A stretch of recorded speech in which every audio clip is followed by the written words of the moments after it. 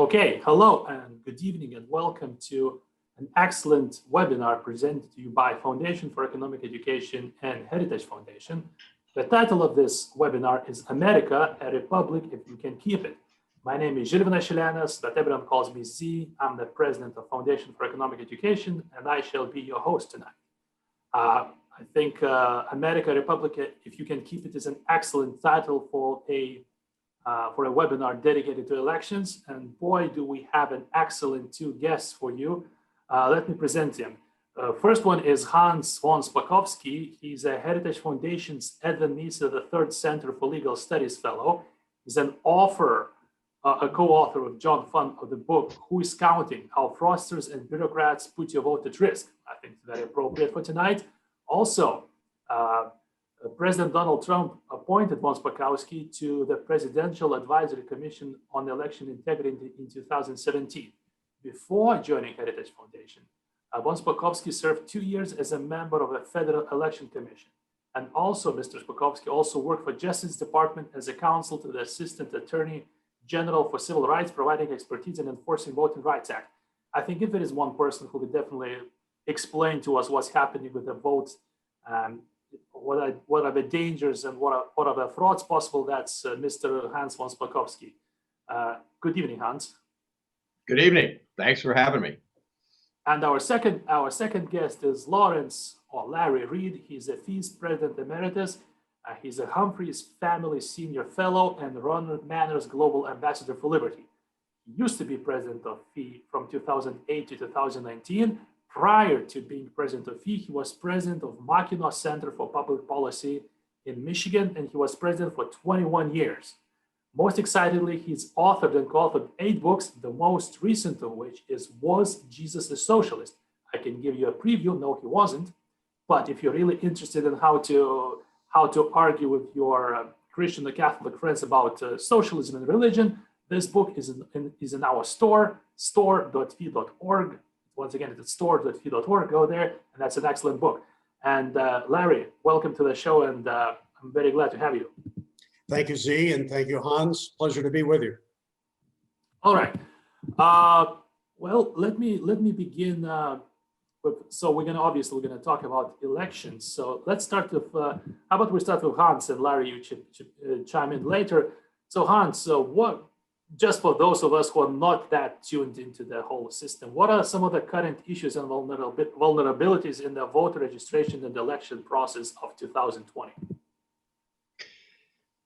Well, look, the biggest problem we have with our election system is that in many ways it's an honor system.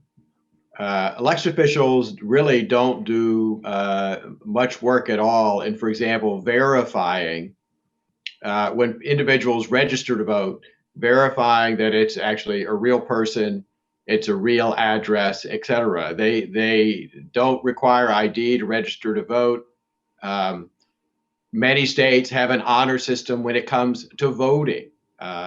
Unlike European countries where everywhere you have to show an ID when you go vote, in the United States, many states have no ID requirement of any kind. 2 of our biggest states, for example, California and New York, have no ID requirement. And the problem with all of these issues is that individuals who are willing to take advantage of the system, unfortunately, will do so. A third problem is that states all maintain their own statewide voter registration lists.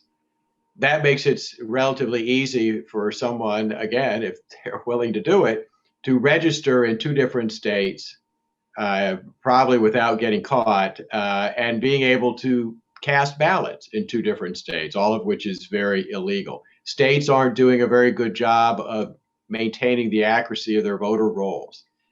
They're not very good at taking people off who've moved away or have died or otherwise become ineligible. When you combine all of these issues, we have problems with both administrative errors made throughout the system and folks taking advantage of the system. You constantly, yeah, sorry, go ahead. Well, as someone who lived in Europe most of his life, let me just ask a simple question. Why? Why is it an honor system? Why is there no photo ID? I mean, you see in the elections in Afghanistan, and you see people dipping their finger into blue ink to indicate, so they don't vote twice. Is it a failure of the system? Is it a design? Why does U.S. has such a, well, strange or strange honor system when it comes to voting? Well, the United States has the most decentralized election system probably of any Western democracy. You know, there is no federal agency here, unlike in countries in Europe that run, for example, our federal elections. They are run by the states. So the laws differ from state to state. And for a long time, I think folks just didn't think about or understand how vulnerable our honor system is. And in the last 2 decades, as a movement started to try to put in some common sense reforms like requiring an ID to vote, great opposition was ginned up, almost all of it by the progressive left side of the political aisle, to try to prevent any of these reforms from going in place. The claim they constantly make is that, these efforts are intended to suppress votes. We know that's not true. The best example of that, again, is our voter ID requirements. Voter ID requirements have been in place in a number of states like Georgia and Indiana now for more than a decade.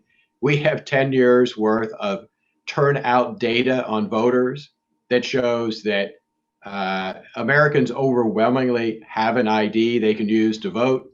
Every state that has put in a requirement like this has also put in a law saying we'll provide a free ID to anyone who doesn't already have one. And the turnout data shows it does not prevent anyone from registering to vote. And yet you still constantly hear this false claim by the academia, by folks in the media and the mainstream press that an ID requirement suppresses votes, when we know factually it's just not true.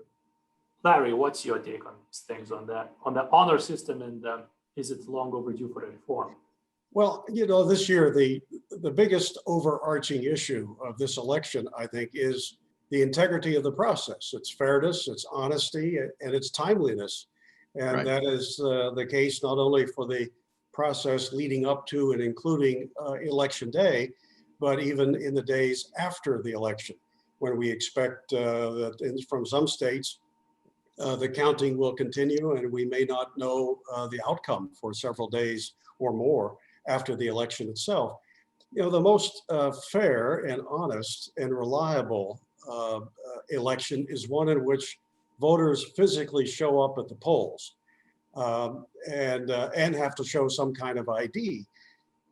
For decades, we've allowed for some exceptions to that, such as a process whereby you can request an absentee ballot. And we've accommodated ourselves to that, and that's been fairly easy to do for a long time.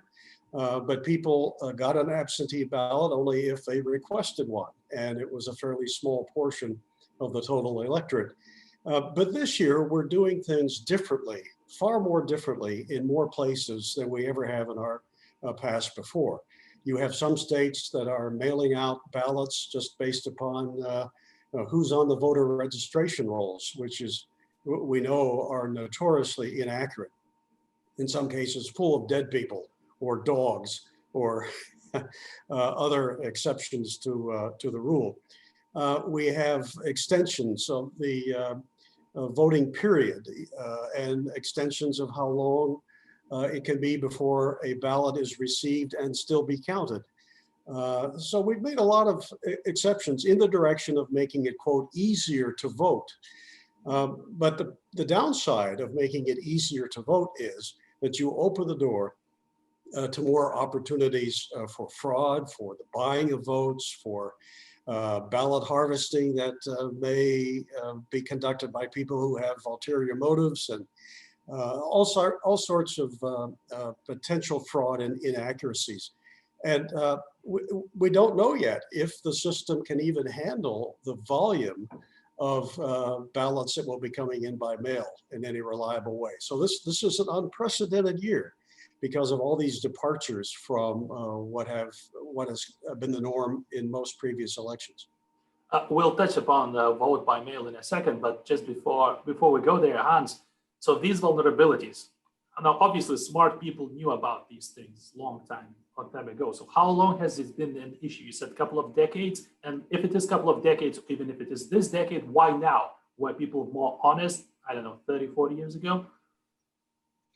No, I'm not sure they were more honest. If you look at the history of election fraud in the United States, you'll find that some of the most infamous vote stealing big city machines, everything from in New York City with Boss Tweed to the 30s and 40s in places like Kansas City, you had massive fraud going on in places like that. Same thing in Chicago with Mayor Daley and the machine there. Many of those machines don't exist anymore in the same form, but I think folks just haven't realized the problem and the vulnerabilities that are there. And there's this huge effort in the media, as I've talked about, to try to suppress really any discussion, any reporting of this kind of thing in order to prevent the kind of reforms that are needed. And just a quick example of that, look, a couple of years ago, I kind of got tired of the media saying, oh, there's no election fraud in the US, we don't need to worry about it.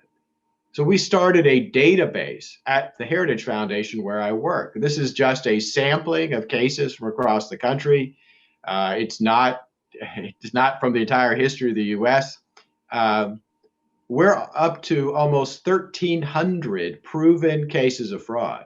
And by proven, I mean somebody who's convicted in a court of law, or a judge ordered a new election, or there was an official finding by a government body to show that fraud occurred. Look, in the last, apparently just even talking about this means there's something wrong with you, because in the last couple of weeks, our database has been attacked basically an organized media campaign by everyone from USA Today to the Washington Post to the Guardian newspaper. And apparently they're upset. We're even reporting on these cases in this database. And that tells you a little bit about what's been happening in this particular area. Z, I wonder if I may add a few thoughts. Your question reminded me of the importance of character in a free republic. I don't know that Americans today as a whole are less honest than they were 2 or 3 generations ago, although I have my doubts. But I do believe that in the political system, there's significantly less honesty, significantly less desire on a bipartisan basis to seek consensus, to accept that you cannot expect to get everything you want in the political process. The politics has become so polarizing, so vicious, that character assassination, for instance, is not beneath so many of our people who are in high political office. We saw that in the Kavanaugh hearings, and we've seen it in so many other places and in so many ways. And so when your political class seems to devalue things like civil discourse and honest dealing and so forth, I don't think you can expect that they'll make an exception in elections and be more honest and fair there. I think one of the consequences of the concentration of power and ever bigger government is that people in government or who want to be in it will pull each other's hair out and do almost anything to seek and acquire power and to hang on to it once they have it. So I think that is a major factor in contributing to the concern that both Hans and I have, that the potential for fraud this year is maybe greater than it has been in a long while. Well, let me just express once again a wonder and surprise. I mean, take any country, be it in Europe, Africa, Asia, Latin America. I mean, you have different parties, but at least one thing they kind of at least officially agree upon is that elections have to be fair. No one should vote twice, etc., etc. What I'm hearing from Hans is actually quite amazing. It's almost becoming Hans, do I understand correctly that preventing voting fraud has become a partisan issue? It unfortunately, yeah, it has. I am falsely called a vote suppressor because of the fact that I try to publicize actual election fraud and voter fraud cases. And I mean, it's just kind of amazing to me that that's an issue. Or you know, I've been severely criticized because I recommend things like that states should be comparing their statewide voter registration lists in order to find people who are registered in two states, so that they won't be able to basically cheat by voting in two different states. Yeah. Interesting. I think I saw in one of your writings that there are states, maybe half a dozen or more, that no longer even match the signatures coming in by mail-in ballot with the signatures that the authorities have on file, which seems to me to be an Right. invitation to all kinds of fraud. No, Now, that's true. our listeners, if you have questions, definitely post them in Q&A. We'll try to get to them. And yeah, Q&A, write your questions there. We'll try to get through them. Continuing, Larry, you said something along the lines that person showing up and voting in person is the most fair way. Well, let me play devil's advocate for a bit. Well, but there are legitimate situations. Let's say sailors at sea, people Sure. traveling, people ill, want to self-isolate. Are there legitimate cases of vote by mail, or why are you so concerned about vote by mail? No, I think there are legitimate occasions for vote by mail. Certainly, I don't have any problem with our traditional practice of absentee voting, which is typically by mail. The problem really is magnified, problem of potential fraud, when ballots are mailed out en masse, not to people who have specifically requested them, but everybody who's listed on the voter registration rolls. That opens the door to all sorts of potential fraud. And it can be made even worse by, as we mentioned a moment ago, states that make no effort to match up the signatures on those ballots that are mailed in with the signatures that they have on file. Well, how do they even know if the actual person who they think has voted by mail-in ballot was the one who did the voting? How do they know that if they're not even making an attempt to match up the signatures? So it's these loosey-goosey rules that we've adopted only in recent months and years that causes me a concern about mail-in voting. Hans, is there a way a US could run? Are there sort of any safeguards that US could impose to make sure that vote by mail is not fraudulent?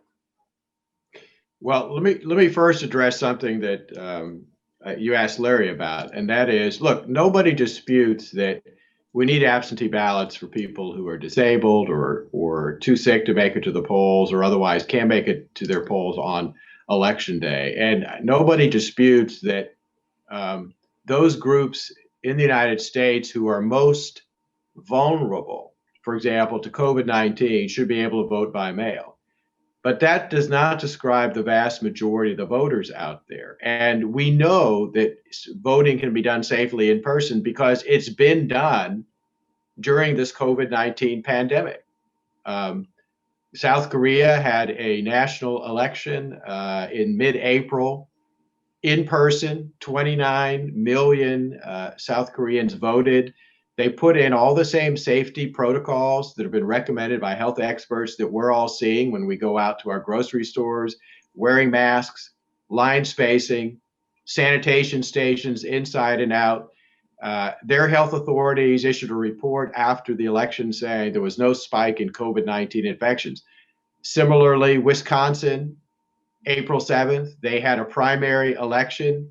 Yes, many people voted by mail, but several 100,000 residents of the state voted in person. The Wisconsin Election Commission exacted the same thing, put in all the health safety protocols. The CDC, the Centers for Disease Control, issued a report on that election, what happened, and they also said there was no spike in COVID-19 infections. My point is, voting safely can be done in person. The problem with absentee or mail-in ballots is that the more people vote use through the mail, the more people will be disenfranchised.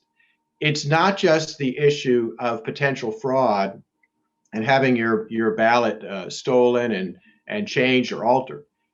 It's also the unfortunate fact that the rejection rate for absentee ballots is considerably higher than for ballots cast in person. The reason is very straightforward. If you have a problem in your polling place, there's an election official there to answer your questions or to remedy the problem. If you're voting at home, filling out a ballot, there's no election official there to help you with that. And because of that, the rejection rate of absentee ballots is much higher. Voters make mistakes. They forget to sign a ballot. They don't provide all the information needed with an absentee ballot. The Postal Service may not deliver it on time. Because of all that, very high rejection rates. And we saw that this summer. Several news organizations totaled up the number of absentee ballots that were rejected in all of the state primaries that occurred this summer, where there was a huge increase in absentee ballot use. Almost 600,000 ballots were rejected across the country, which is an unacceptable disenfranchisement rate. Yeah. You know, I'll go even further than we have so far in this discussion.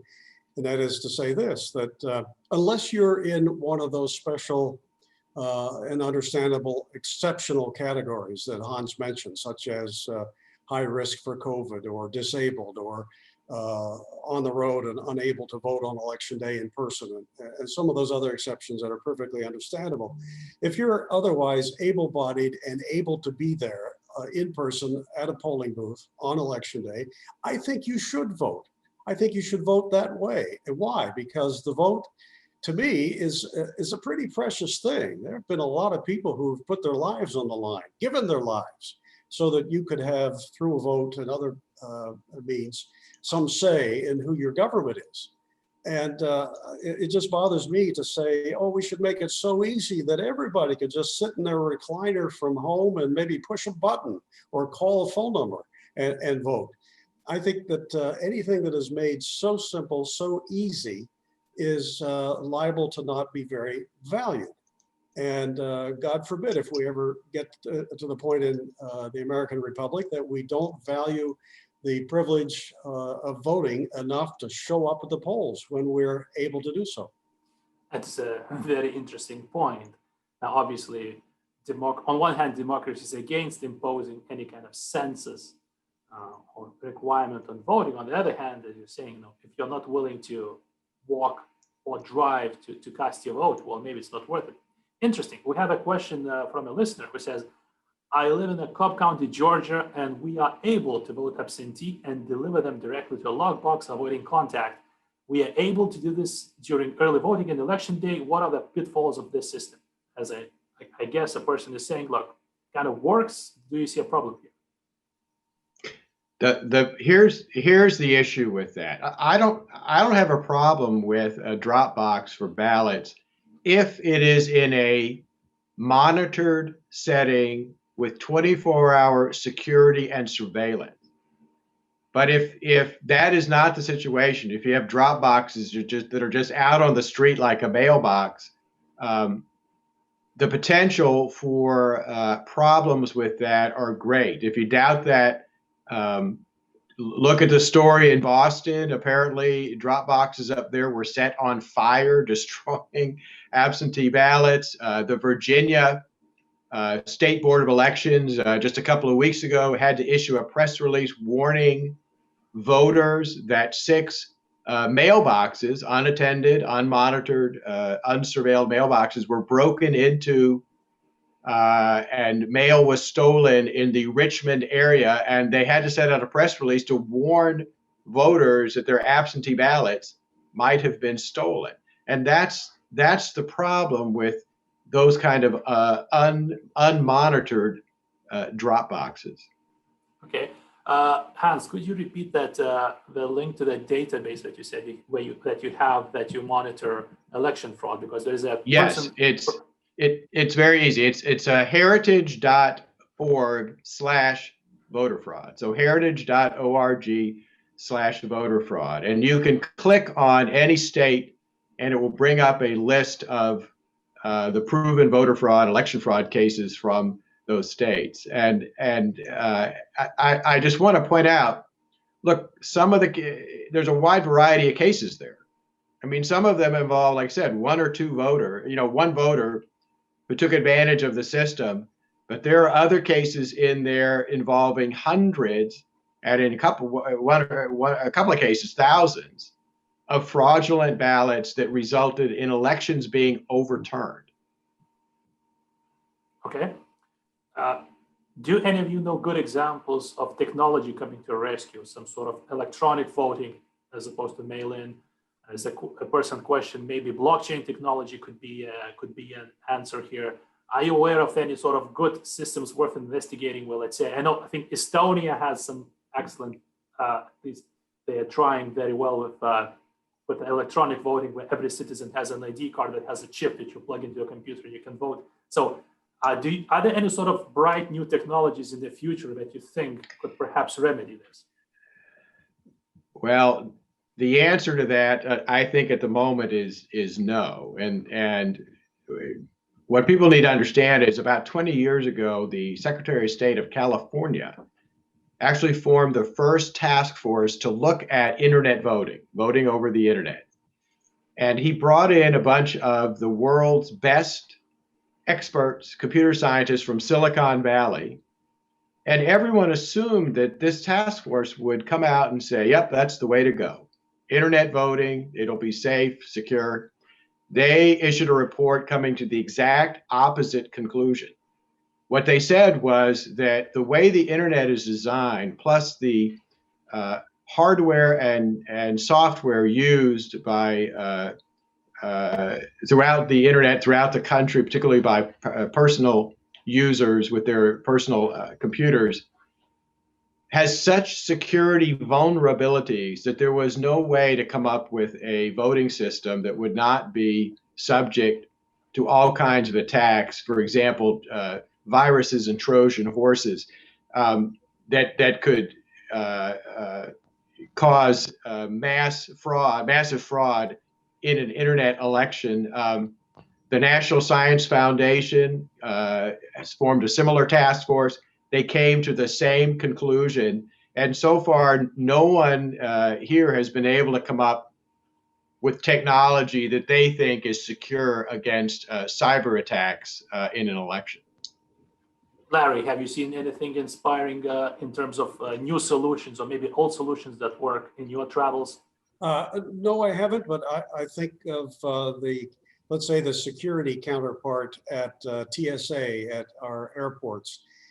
Some of these very lax voter requirements, such as not matching up signatures, not requiring a voter ID. Can you imagine the counterpart to that at airports? If all you were required to do was to just hold up an ID, but nobody really had to look at it to make sure it's you, and you could just pass on through and get on the plane, I think we'd all be horrified by that. And that's effectively what we could get to if we continue to move in the direction of making it as easy as possible for people to vote without even having to prove that it's that the vote is coming from the person it appears to be coming from.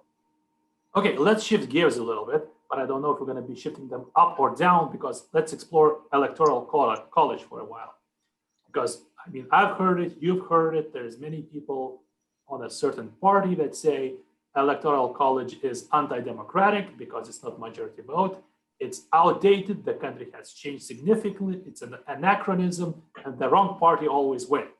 Now, we all know good counters to that, but between the two of you, what are the good, legitimate, strong, logical counters to these assaults on electoral college?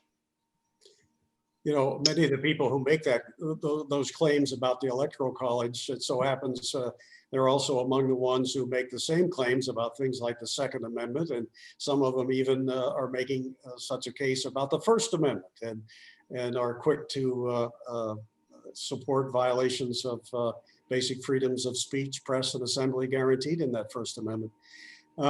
I think the Electoral College is a genius apparatus. It's there for a reason. You want, at the end of the day, after an election, to have a conclusive result.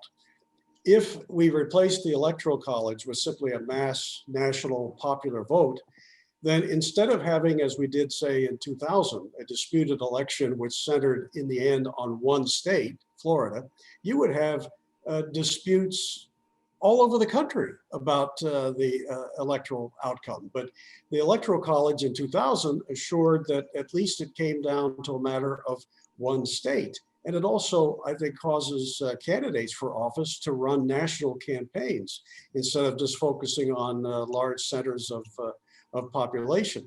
The founders had a good reason to put the Electoral College in place. And I don't think there's anything that's changed about the country that renders it in any way obsolete. It's as genius an operation and apparatus as it ever was. Yeah, Larry's got that exactly right. And in fact, he kind of mentioned, look, the main reason that the framers of the Constitution put this in, because they feared that if a president was elected through a national popular vote system, candidates would simply go to the big cities. They would ignore the rest of the country. They would ignore the smaller states, the less populated areas, and they didn't want that to happen. You know, with the Electoral College system, since the number of Electoral College votes you as a state have, you know, it's a combination of your 2 U.S. senators plus the number of representatives you have in the U.S. House. Through that system, yeah, the bigger states with the bigger populations, they still have more Electoral College votes than the smaller, less populated areas. But because of the Electoral College system, the smaller states are not neglected. You know, if you as a candidate can attract voters in those smaller, less populated states, you can still win and become president. Plus, part of that is that the founders didn't want a national election, and we don't have a national election. What we have are a series of regional elections all across the country. And they hoped, and I think they were correct, that a candidate who has to compete across this country, which is geographically, economically, and otherwise extremely different, extremely diverse, would attract candidates who appeal to a much broader cross section of the American public. Again, you're not going to get that if a candidate simply has to go to the big urban cities and convince people there to vote for them. And I think that alone is a terrific reason to keep the Electoral College system in place. Okay, but what about this, I think, argument, or at least an accusation that I think appeals to many people on both sides, that it is anti-democratic? No, that's just not the case. In fact, we have a more democratic system than almost every country in Europe. And, you know, liberals are always pointing to the countries of the EU saying, well, we really need to follow them. Because, you know, in the EU, voters have no choice over who their prime minister is going to be. That's of course, their equivalent of a president, because they simply vote for members of parliament. And it's the parliament who decides who the prime minister is going to be. Whereas here, when you go into the voting booth, yeah, you are voting for a set of electors who have pledged to vote either for the Republican candidate or the Democratic candidate. So it is a much more direct form of democracy, particularly because those electors in many states are pledged and have promised to vote for either the Republican or the Democratic candidate who you are voting for. So I think actually we're a more democratic system than many of the countries in Europe. I agree with that. And to that, I would add that there are a lot of restrictions that we put in place on our ability as people to vote our way around. I mean, if you're 33, you can't run for president, or at least you can run, I guess, but if you get elected, you can't take office because you have to be 35. There are all sorts of rules like that. They are the rules of the game. And in almost every case, the founders incorporated such rules, the Electoral College in particular, because they understood that the clout of the smaller states was critically important to the overall system of checks and balances and our federal arrangement of government. A national popular vote would tend to lead to the concentration of power at the federal level at the expense of the states. And if you are at all concerned about the preservation of individual liberty, about the choices that we have because we have 50 different states instead of just a homogenized amalgam into one giant nation, then you should be concerned about efforts to undermine the checks and balances like the Electoral College that have been put in place to serve that purpose. Well, if there is ever a webinar about European Union, I would gladly participate in it because yes, American left get many things wrong about how Europe works.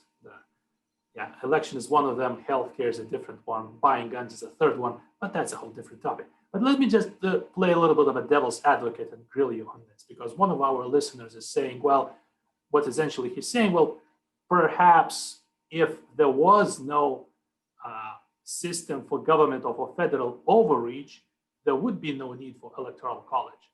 So in a pure theoretical forms, I think what you're saying is electoral college prevents sort of overreach or centralization of government.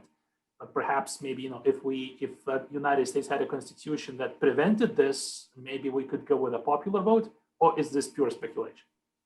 Well, I thought we did have a system that prevented it, but apparently it needs a little work, or at least those of us who wish that it had been more carefully adhered to, wish that people would pay attention to those inhibitions. But government has grown far beyond what the founders, I think, intended it to go. And I'm the last person to say, well, let's add another of our elements of our system of a free republic to the fire and burn it too.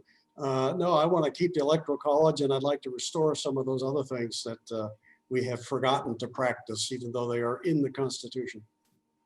Yeah, in fact, look, I would point out that those who want to change the Constitution to get rid of the Electoral College should understand that there are often unforeseen consequences of that. And in fact, as Larry says, we do have a federal government today that is far too powerful. And in fact, the revolutionaries who fought King George would be astonished at and shocked at the power of our federal government today. But you can track back the growth not only in the power of the federal government, but the growth in its budget to two amendments to the U.S. Constitution.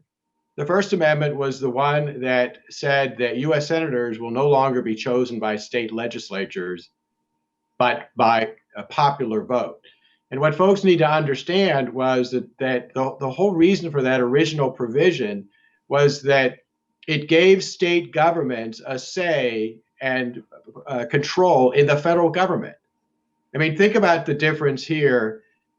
If state legislatures still chose the U.S. senators, and U.S. senators in Washington voted, for example, for a huge bill that put mandates on the states that the states had to pay for, those legislatures would be calling up their U.S. senators saying, what in the world are you doing voting for something like that? That limit, and it had disappeared. So the state governments no longer have the kind of ability to limit the growth of the federal government that they did when they chose U.S. senators. The second big amendment that led to what we have today, of course, was the amendment that allowed the implementation of an income tax. It was the income tax that provided the money for the gigantic growth in the budget of the federal government. And it's one of the reasons we are in the horrible situation we are today with a huge budget deficit and a national debt that at some point in the future, if we don't do something about, is going to bankrupt the nation. Which is a topic for another good webinar to have, what to do with national debt. Now, back on topic. Well, I'm no constitutional scholar, so please educate me on this. what would it take to actually get rid of electoral college? I mean, there are many people on the Democrats side saying, let's vote, let's win all the elections, basically Senate, presidency, Congress, and then we'll get rid of electoral college for good, and we'll always elect Democrats from now on. What is there a real threat this could happen? What would it take? It would be tougher, I think, than many of the advocates of abolition of the Electoral College will admit, because it isn't something that Congress alone can do.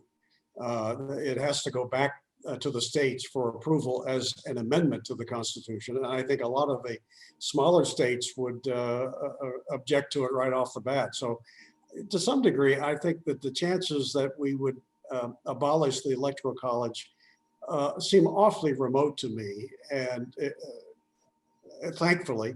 And so I think they're blowing smoke if they think that they can easily accomplish that, even with big majorities in the Congress that might support it. Well, the problem is that, I mean, I agree with Larry, getting a constitutional amendment through, I think even folks in favor of the national popular vote system, they admit that they probably can't get it done. But you see, they've come up with a possible substitute, which they have been pushing around the country to avoid, what they think is to avoid a constitutional amendment. About 20 years ago, a group was formed in California called National Popular Vote Plan, Inc. And they've been going to states' legislatures to try to convince them to pass a state compact. A state compact is like a contract between states. And what the NPV compact says is that if the state legislature passes it, this state agrees that it will award its electoral college votes not to whichever presidential candidate actually won a majority of the people's vote in this state, but to whoever won the national popular vote. The compact says that it will go into effect once enough states have passed it who represent 270 electoral college votes, which is the number you need to become president. Unfortunately, 15 states and the District of Columbia have passed this compact. They've got about 2/3 of the 270 electoral college votes they need. They don't believe that they need congressional approval of this state compact. I think they do under our Constitution. But this plan, if it were to go into effect, boy, if you think we've seen fights in the courts and the Supreme Court over Obamacare and other issues, wait till you see the fight over this compact and whether it could be effective or not. Well, I would like to think, Hans, that it would even provoke fights within the states.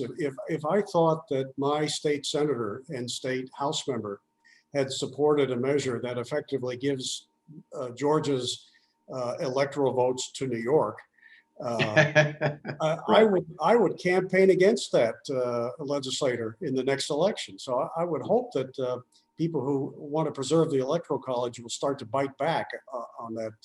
Well, Larry, actually, it's interesting you mentioned that because, in fact, in this November election on the ballot in Colorado, the legislature in Colorado actually passed this popular vote plan. It was signed by the governor, and voters in Colorado got so upset about this that they filed a petition, got hundreds of thousands of voters to sign it to put a referendum on the ballot to reverse what the state legislature did and get Colorado out of the National Popular Vote Plan. And that's coming up for a vote in this election.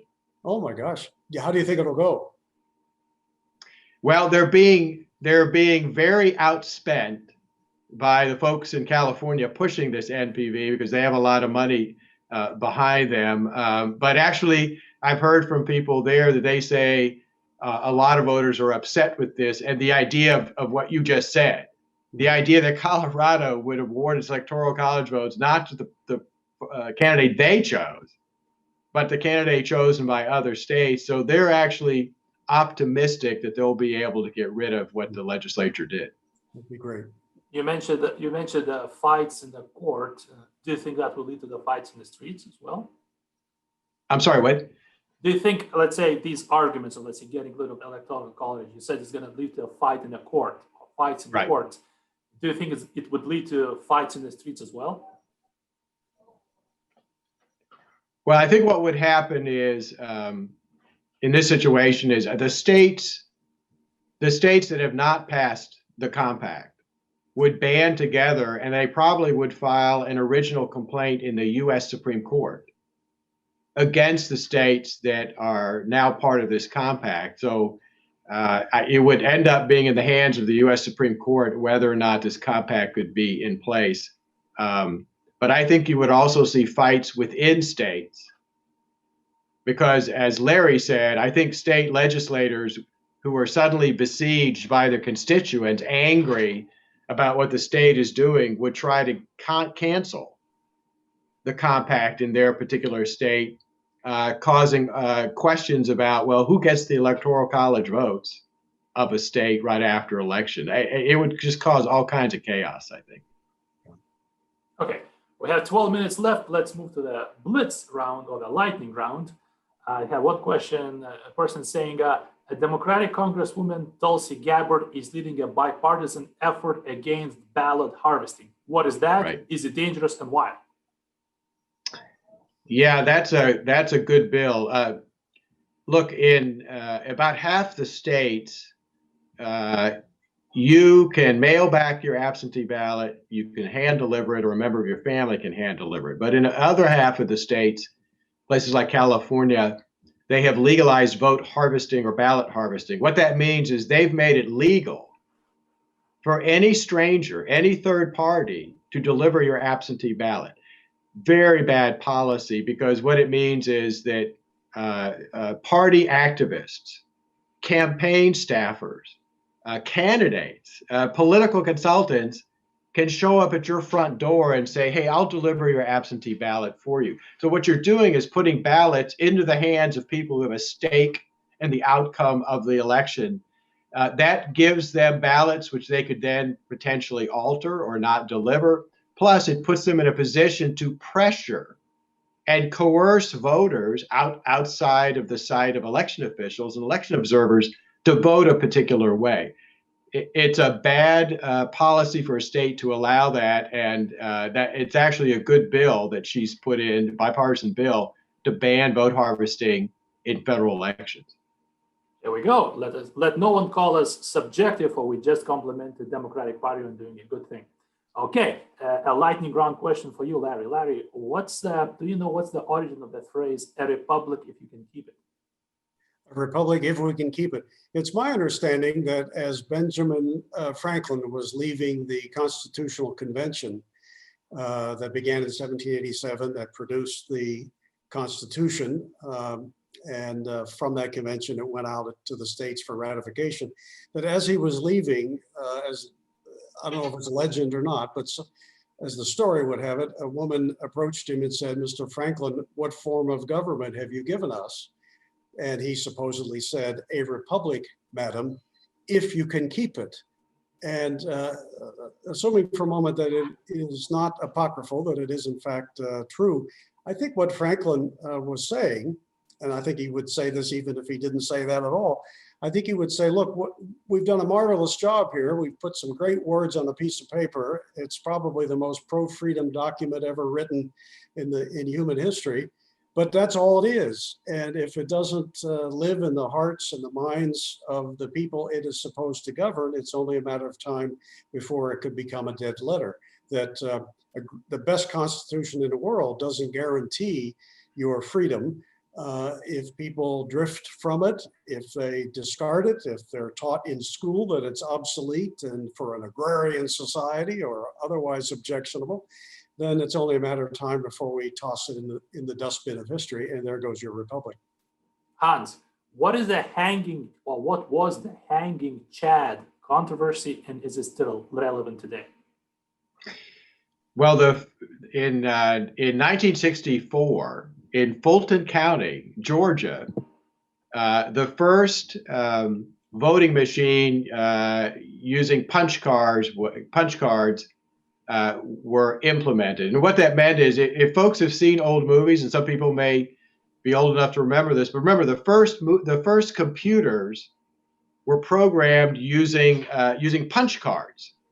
You know, it was a card with the holes punched in it, and that helped program the computer. Well, somebody came up with the idea of using one of those punch cards as a ballot.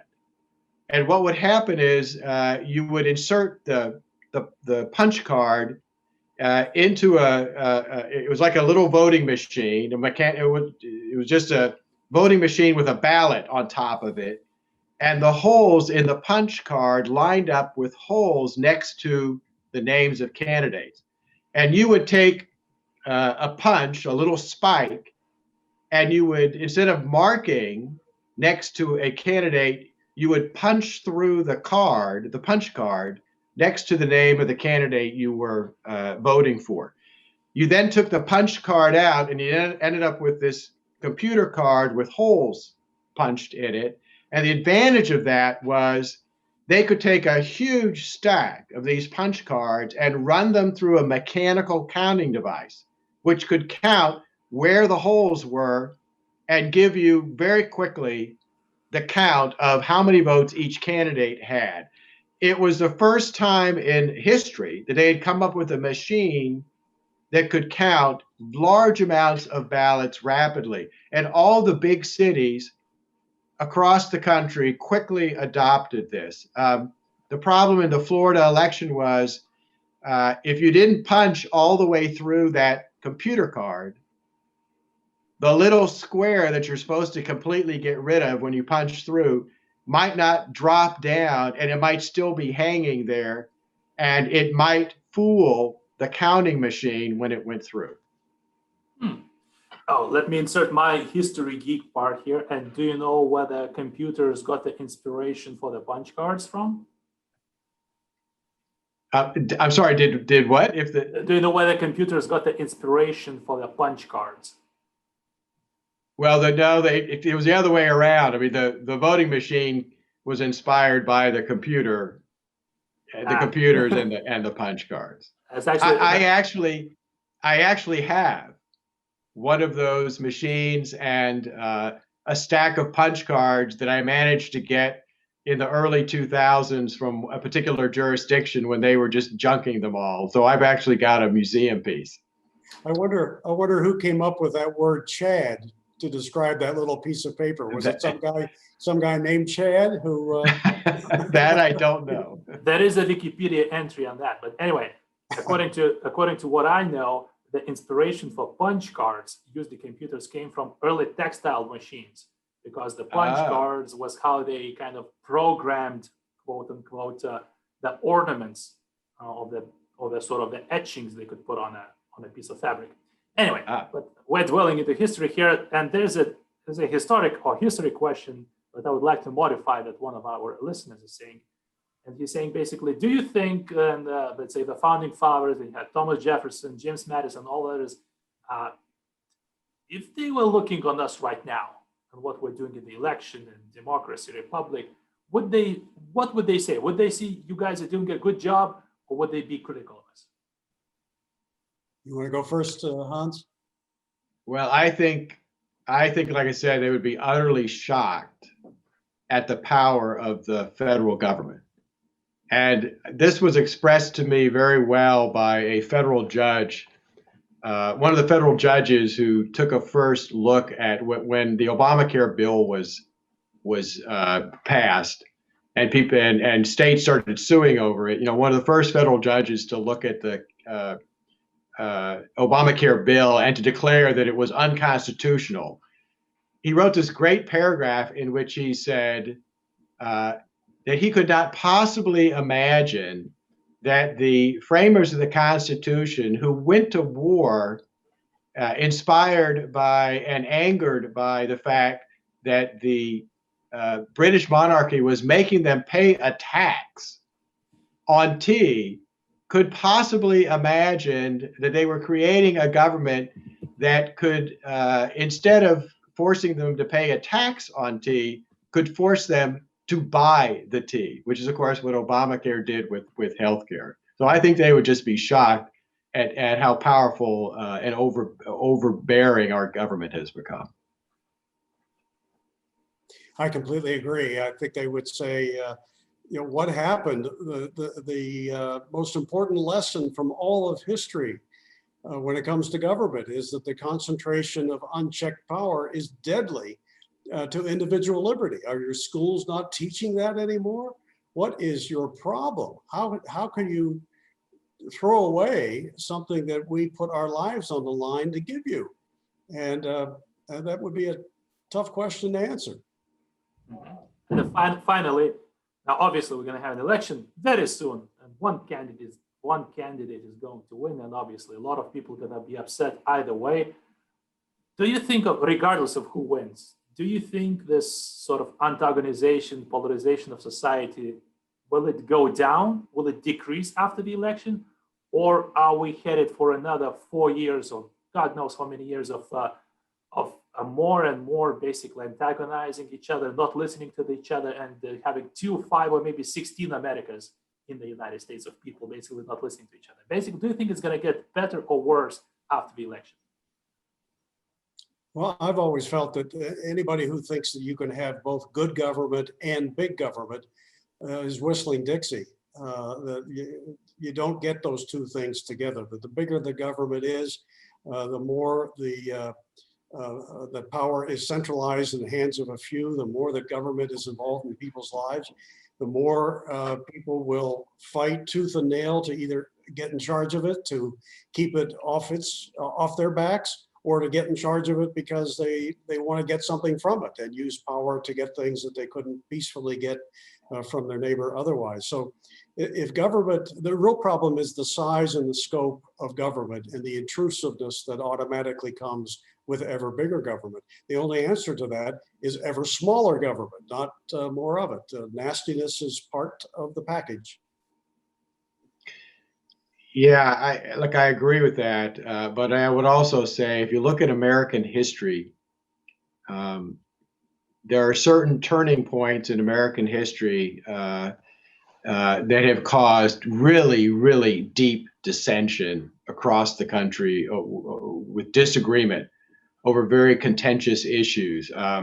You could see that, for example, in the lead up to the American Civil War with the debates and arguments over slavery. And I actually think that we are getting to another point like that and have been traveling to that point over the past decade.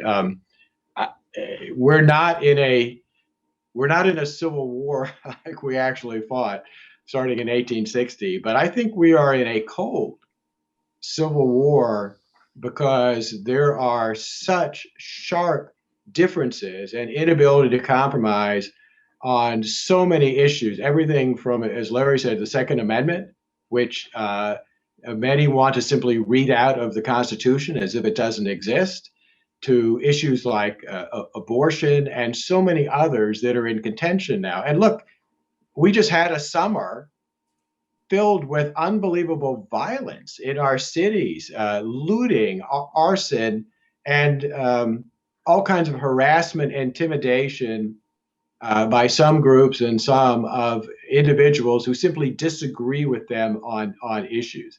And I think this election may just exacerbate that. I don't think any of that is going to end, depending on what the election results are. Right.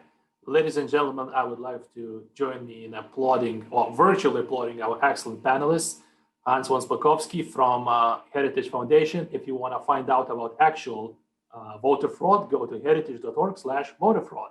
And if you want to find out whether Jesus was a socialist, Google Larry Reed, or basically go to our store and look for the book, Was Jesus a Socialist? Like I said, a hint, he wasn't, but that's a very good book for basically arguing with your Christian and Catholic friends over socialism and religion.